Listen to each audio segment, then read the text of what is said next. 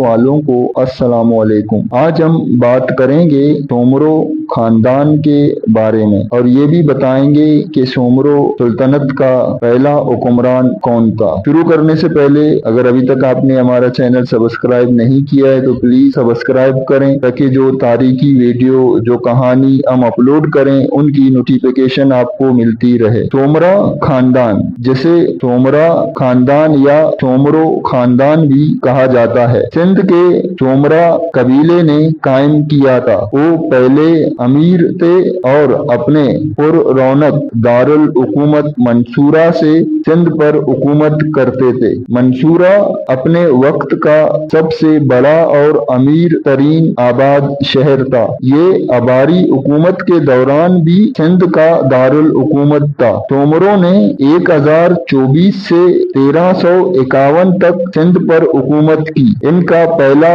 حکمران القپیب تھا۔ اموی خلفاء نے عزیز العباری کو سندھ کا گورنر مقرر کیا۔ عباری خاندان اموی خلافت کے احکامات کے تحت سندھ پر حکومت کر رہا تھا۔ جب اموی اور عباسیوں کے درمیان میں تنازعات شروع ہوئے تو عباری حکومت نیم خود مختار ہو گئی۔ یہ بلاواسطہ طور پر اموی خلافت کے زیر اثر رہی۔ عباریوں نے سندھ پر 1024 تک حکومت کی جب تک کہ محمود غزنوی نے انہیں شکست نہ دی۔ محمود غزنوی عباسیوں کو جائز خلیفہ سمجھتا تھا۔ عباریوں کی شکست کے بعد عباسی خلافت نے القپیب کو سندھ کا نیا گورنر مقرر کیا تاکہ مضبوط اور مستحکم حکومت قائم کی جا سکے۔ القپیب نے اپنے خاندان اور دوستوں کو اہم عہدے دیے۔ اس طرح القپیب سومرو سندھ میں اس خاندان کا پہلا حکمران بنا۔ بغداد کے محاصرے تک سومرا خاندان سندھ میں عباسی خلافت کا نمائندہ تھا، لیکن اس کے بعد یہ خود مختار ہو گیا۔ اس وقت سے کچھ سومروں نے مقامی خواتین سے شادیاں کی اور کچھ مقامی روایات کو بھی اپنایا۔ یہ بات قابل ذکر ہے کہ منصورہ سومرا خاندان کا پہلا دارالحکومت تھا اور عباری خاندان کا آخری۔ سومروں نے بعد میں اپنا دارالحکومت تری منتقل کر لیا، جو پران ندی کے کنارے متھلی سے تقریباً 1400 کلومیٹر مشرق میں واقع تھا۔ پران کو بعد میں پران ندی کے راستے تبدیل ہونے کی وجہ سے ترک کر دیا۔ اس کے بعد ٹٹا کو تقریباً 95 سال تک سندھ کا دارالحکومت بنایا گیا، یہاں تک کہ 1351 میں ان کی حکومت ختم ہو گئی۔ اس دوران میں کچھ پر سما خاندان کی حکومت تھی، جو سندھ کے سومروں کے ساتھ اچھے تعلقات رکھتے تھے۔ 1011 عیسوی میں پہلے سومرا بادشاہ القپیب کو عباسی خلافت نے سندھ کی حکومت سونپی تھی تاکہ محمود غزنوی کے عباریوں کو شکست دینے کے بعد مضبوط حکومت قائم کی جا سکے۔ شروع میں سومروں کے عربی نام تھے جو ان کے عربی ماضی کی نشاندہی کرتے تھے۔ بعد میں کچھ نے مقامی خواتین سے شادیاں کی۔ سومرا خاندان نے بغداد کی محاصرے 1258 کے بعد عباسی خلافت سے تعلقات ختم کر لیے اور سومرو بادشاہ بونگر اور ڈوڈو نے اپنے حکومت عرب سمندر کے کنارے سے ملتان، باولپور، صادق آباد اور اوچھ تک، شمال میں مشرق میں راجستھان تک اور مغرب میں بلوچستان تک قائم کی۔ نشاط ثانیہ کا آغاز 1092 عیسوی میں ہوا جب شہزادی زینب طاری سومرو سندھ کی خود مختار ملکہ بنی۔ پہلے مرحلے میں سندھی زبان پر توجہ دی گئی جو گزشتہ 3 صدیوں سے عربی کے زیر اثر تھی۔ نہ صرف سندھی زبان کو فروغ دینے کے لیے اصلاحات کی گئیں بلکہ فنون و دستکاری، تعمیرات، زراعت اور موسیقی दोनों अलाती और आवाजी में तेजी से तरक्की हुई। घोड़ दौड़, ऊंट दौड़, कुश्ती जिसे मल्ला कहा जाता था, और दीगर मार्शल खेलों की सरपरस्ती की गई। चचनामा में सोमरों के बारे में बहुत कुछ लिखा गया है, हालांकि इसमें कुछ सच नहीं और कुछ बेबुनियाद हैं। दुनिया भर में अदब का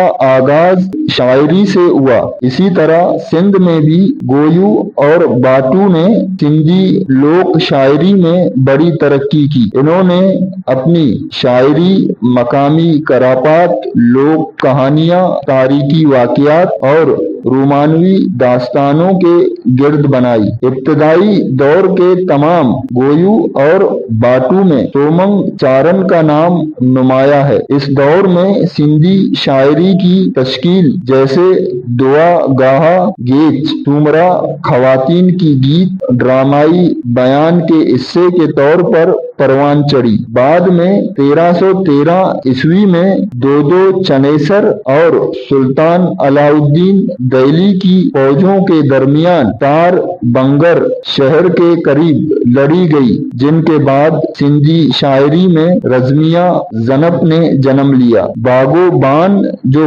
सुमरा बादशाहों का दरबारी शायर भी था, रज़मिया शायरी के मौसीकार और गोए की तौर पर मशहूर था। वो मकामी मौसीकी के आलात, खास तौर पर सरंदू बजाने में माहिर था। ये आला मशरक के वायलन कहला सकता है। चांद फकीर, बायरू, मंगतो, लादू बाग और दीगर चारण मंगत और मंगन आर कबीलों के दीगर माहिर मौसीकार और गोए थे। खवातीन शायरों में से माई मारका शेख उस दौर की एक काबिल जिक्र शायरा थी। इन सब ने सुमरा खानदान के दौर में सिंधी अदब की शायराना तरक्की में अपना किरदार अदा किया। सोमरो दौर के आखिरी हुक्मरानों के अहद में पेश आने वाले अजीम तारीखी रोमानवी दास्तानें लैला चनेसर, उमर मारवी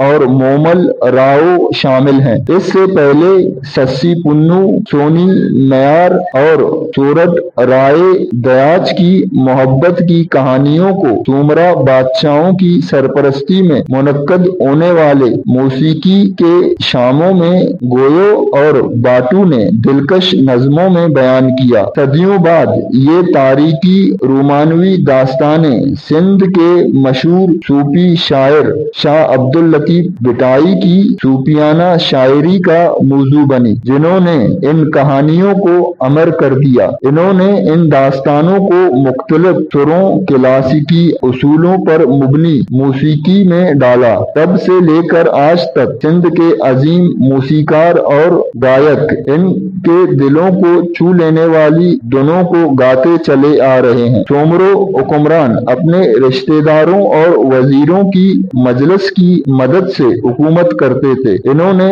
अपने आला इखलाकी मयार को बरकरार रखा और जिंदगी के हर शोबे में मर्दों के शाना बशाना खड़ी रहीं और अपने फराइज से कभी पीछे नहीं हटी, बल्कि अपने खानदानों और अपने मुल्क के लिए अपनी जानें कुर्बान कर दी। सिंध की किसी भी हुक्मरान खानदान के दौर में सिंधी खवातीन को ऐसी आजादी, ताकत और इज्जत हासिल नहीं हुई। यहाँ तक के मौजूदा 21वीं सदी में भी सिंध और इस्लामी दुनिया के दीगर हिस्सों में खवातीन को मर्दों के बराबर मुकम्मल आजादी और मसावत हासिल नहीं। सोमरो अपने हुकूमत के दौरान और बाद में भी अजीम जंगजू थे। इन्होंने अपने बहुत से दुश्मनों और मुखालफीन को शिकस्त दी और हलाक किया। डोडो सोमरो सिंध की मिल्कियत की तारीख में एक अजीम जंगजू था। 1258 में बगदाद के मुआसरे के बाद सुमरा खानदान का अब्बासी खिलाफत से ताल्लुक खत्म हो गया। इसके बाद से दिल्ली के सलातीन सिंध पर कब्जा करना चाहते थे। सोमरों ने तकरीबन 100 साल तक अपनी सुल्तनत का कामयाबी से दिफा किया, लेकिन आखिरकार दिल्ली के सलातीन जैसे तुगलक और खिलजी की बड़ी फौजों के सामने इनकी हुकूमत खत्म हो गई। इसकी एक बड़ी वजह चनेसर की बगावत थी, जिसने खिलजियों से इत्तेहाद कर लिया था। अल कपीप ने खिलजियों के खिलाफ जंग में लड़ते हुए शहादत पाई। ये थी तोमरो सुल्तनत की कहानी। अगर आपको पसंद आई तो लाइक और शेयर जरूर करें और अपनी कमेंट्स के जरिए हमें जरूर आगाह करें।